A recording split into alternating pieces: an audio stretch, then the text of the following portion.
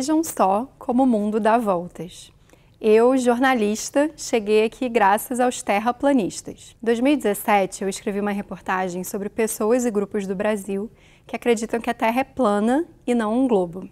Em linhas gerais, eles defendem que há uma grande conspiração para esconder que o planeta, na verdade, é como um disco coberto por uma cúpula dentro da qual estão o Sol e a Lua. Na borda dessa pizza estaria uma barreira de gelo, a Antártida. Até aquele momento já haviam sido publicadas outras reportagens sobre os terraplanistas, mas quase sempre dos Estados Unidos. Assistindo a uma dessas reportagens na TV, eu pensei, aposto que existem terraplanistas brasileiros. Fiz uma busca rápida no Facebook e não deu outra. Então eu comecei a pedir entrevistas.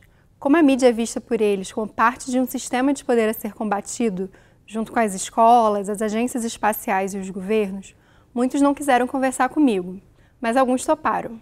Durante a produção da reportagem, eu discuti bastante com a minha equipe sobre como poderíamos abordar de forma responsável esse grupo que se coloca contra evidências mais do que consolidadas na ciência. Para entender os argumentos dos terraplanistas e escrever sobre seus equívocos, precisei também revisar lições básicas da escola que estavam um pouquinho empoeiradas, como a gravidade e os eclipses. Isso porque, para se colocar contra teorias estabelecidas, os terraplanistas recorrem a alguns fenômenos e métodos próprios da ciência. Mas a gente vai falar disso um pouco mais para frente. A reportagem foi publicada.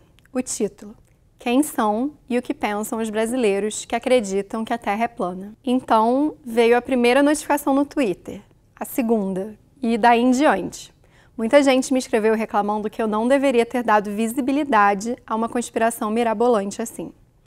Também recebi, claro, mensagens desaforadas de terraplanistas. Algum tempo depois, em 2019, ficamos sabendo por uma pesquisa do Instituto Datafolha que 7% dos brasileiros acham que a Terra é plana.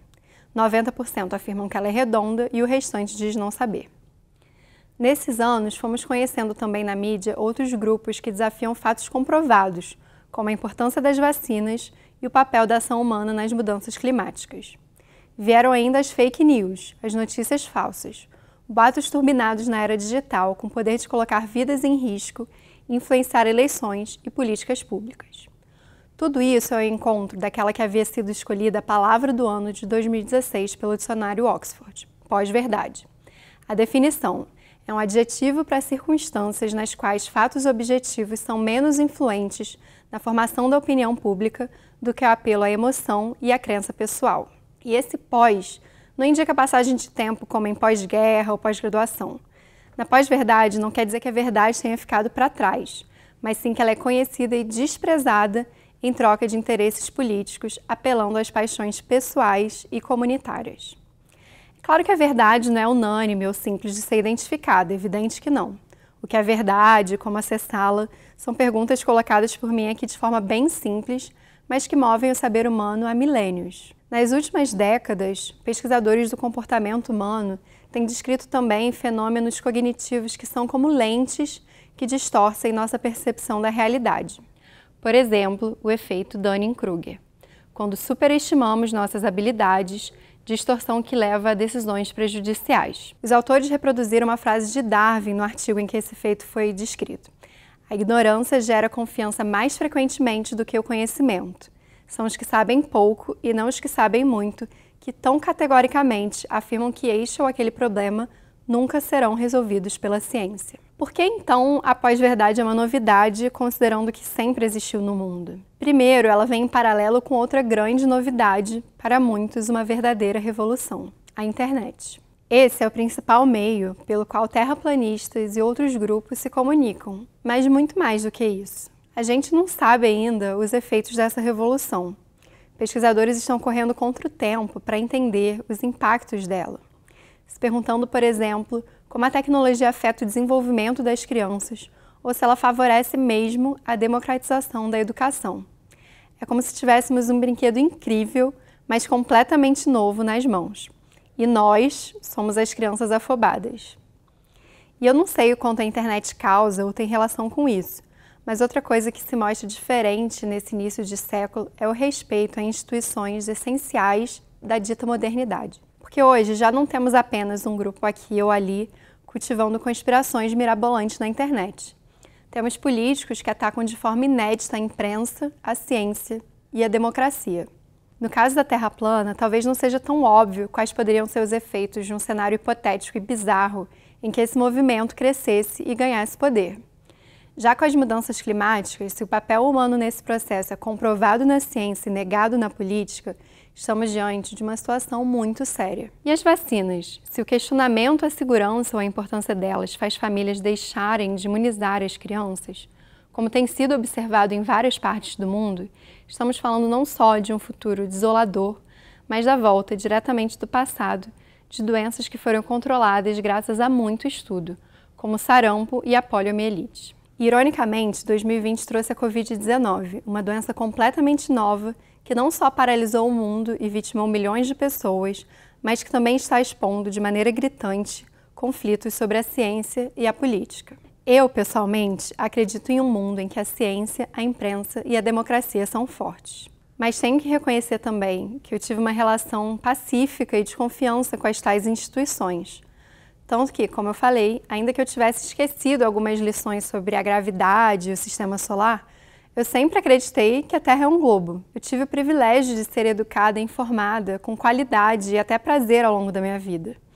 Na verdade, isso é anterior à minha vida, porque eu venho de famílias que também tiveram esse privilégio. No nosso país, um privilégio e não um direito. Há inúmeros dados que comprovam isso.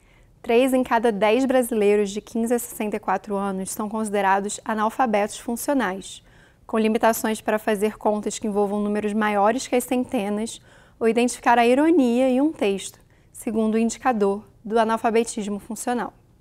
O nível mais avançado dessa métrica ou da proficiência só é alcançado por 12% dos brasileiros. Quanto ao acesso à imprensa, um levantamento do Atlas da Notícia mostrou que 1/3 da população vive nos chamados desertos ou quase desertos de notícias, com no máximo 2 veículos jornalísticos em seus municípios. Eu acredito que a gente não pode minimizar os efeitos não só individuais da falta de acesso à educação e à informação, mas também coletivos. Uma sociedade que mal tem acesso a essas promessas da modernidade dificilmente poderá dar valor a elas. Diante de terraplanistas e afins, é comum ouvirmos uma frase do tipo: como isso pode acontecer em pleno século XXI? O que isso significaria? Talvez avanços tecnológicos, liberdades individuais, soluções inteligentes para grandes desafios? A verdade é que hoje, o pleno século XXI não chegou para todo mundo. E para quem teve essas oportunidades, é fácil perder de vista quem ficou de fora. Vamos voltar um pouco para o terraplanismo e sua história. Sim, existe uma história do terraplanismo. Tem uma historiadora da ciência, Christine Garwood, que fez um livro sobre isso. Terra Plana, a história de uma ideia infame, em tradução livre. É uma grande pesquisa e uma ótima leitura. Ela apresenta alguns dos expoentes do terraplanismo ao longo do tempo. Um deles foi um homem de pseudônimo Parallax, que no século XIX levava à frente uma interpretação literal da Bíblia para defender que a Terra era plana. Mas, ao mesmo tempo, ele defendia que o conhecimento fosse mais acessível às pessoas, mais prático, palatável. Ele convocava homens da classe trabalhadora a fazerem experimentos com as próprias mãos e a não tomarem o conhecimento científico como algo dado, associando então a ciência ao elitismo. Outro terraplanista do mesmo século, mencionado no livro, William Carpentier, voltava igualmente a sua atenção para os leigos, dizendo que os homens trabalhadores têm cérebros e, apesar de frequentemente eles parecerem estar fora de uso, eles nunca ficam enferrujados. Já observando os terraplanistas contemporâneos, tem uma coisa que eu acho muito intrigante, curiosa e até engraçada. Na internet, em camisas, congressos, eles estampam frases como: questione tudo, busque a verdade, pesquise, investigue, repense. Um entrevistado me disse: saímos da física teórica para a empiria. A verdade é que não podemos sentir, experimentar a teoria da Terra como um globo. É claro que essas falas se apropriam dos preceitos científicos de uma maneira torta. Mas eu acredito que, no fundo, o que essas camisas e lemas estão reivindicando é que os sentidos, percepções, questionamentos das pessoas participem ativamente da sua própria construção do conhecimento. Possivelmente, essa é uma vontade de muitas outras pessoas, seja ela consciente ou não. Quantas tiveram acesso às melhores ferramentas para saciar sua curiosidade, que é algo humano? Indo mais longe, quantas pessoas puderam construir ao longo da vida uma relação de confiança com as escolas, as agências espaciais, os governos. Enquanto acessar essas coisas for apenas um privilégio, continuaremos assistindo a mais espetáculos da ignorância. Daqui a gerações, jornalistas estarão escrevendo e falando sobre novas e até mais mirabolantes, se é que é possível, teorias da conspiração. Sobre essa Terra redonda, mais pessoas precisam ser convidadas para um pleno século XXI. Isso tem muito mais chances de funcionar se esse convite for acessível, divertido e, por que não, empático. Obrigada!